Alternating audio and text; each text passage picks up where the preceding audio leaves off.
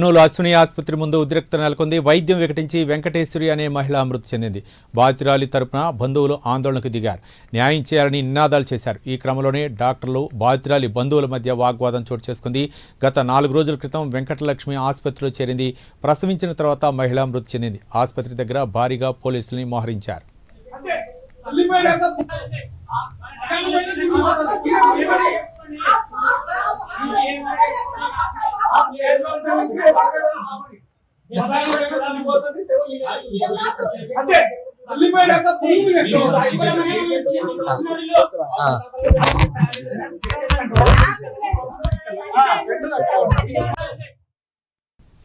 కర్నూలు జిల్లాలో ఒక ప్రైవేట్ ఆసుపత్రిలో ఒక బాలింత మృతి చెందింది. అయితే బాలింత మృతి చెందిన బంధువులు అందరూ వచ్చి ఆసుపత్రి ముందు ధర్నా చేశారు. ఇక పోలీసులు భారీగా మోహరించారు. పోలీసులకి బాధితులకు మధ్య తీవ్ర వాగ్వాదం జరిగింది. దీనిపై మరిన్ని వివరాలు మా కరెస్పాండెంట్ మస్తాన్ అందిస్తారు. మస్తాన్.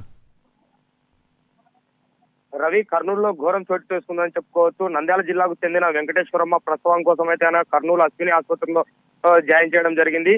అదే ప్రసవ సమయంలో ఆ ఆసుపత్రిలో డాక్టర్ల నిర్లక్ష్యం వల్ల చనిపోయిందంటూ కూడా బంధువులైతే కనుక ఆరోపణలు చేస్తున్న పరిస్థితి. అదేవిధంగా డాక్టర్ల నిర్లక్ష్యమే బిడ్డను పోగొట్టుకున్నామని చెప్పి కూడా బంధువులైతే కనుక ఆసుపత్రి ఎదుట ధర్నా అయితే కనుక మోహనం చేశారు. భారీ ఎత్తున అయితే కనుక వారి బంధువులు కావచ్చు, అక్కడ స్థానికులు కావచ్చు, పూర్తిగా అయితే కనుక ఆసుపత్రిని ముట్టడించిన పరిస్థితి అయితే కనిపిస్తుంది. ఆసుపత్రి సిబ్బంది అయితే కనుక పోలీసులకు సమాచారం ఇచ్చడంలో భారీగా పోలీసులు అయితే కనుక మోహరించారు.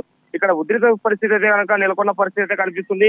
ఒక పక్క వారు మేము కరెక్ట్ గానే వైద్యం చేశామని చెప్పి కూడా చెప్తున్న పరిస్థితి. డాక్టర్లు అయితే కనుక వీరైతే కనుక వీరు సరైన సమయంలో స్పందించలేదనే, పూర్తిగా మీ నిర్లక్ష్యం వల్లనే చనిపోయిందని కూడా బంధువులు అయితే ఆరోపిస్తున్న పరిస్థితి. ఇక్కడ పరిస్థితి అయినా ఉద్రికంగా మారే పరిస్థితి కనిపిస్తుంది. రవి,